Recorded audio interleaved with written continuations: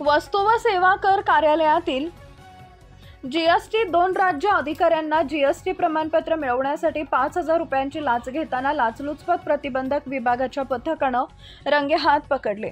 महेश जरीराम चौधरी वय वर्ष 41 आणि राज्य निरीक्षक आमसिद्ध इराप्पा बगले वय वर्ष 50 अशी या 2 अधिकाऱ्यांची नावं आहेत।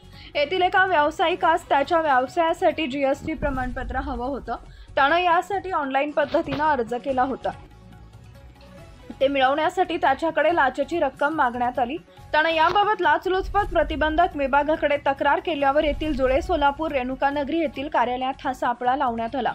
यापैकी राज्य निरीक्षक आमसिद्ध बगले यानं लाच स्वीकारली, तर त्याच्याकडून ही लाचेची रक्कम घेताना राज्य कर अधिकारी महेश चौधरी यांना पकडण्यात आले।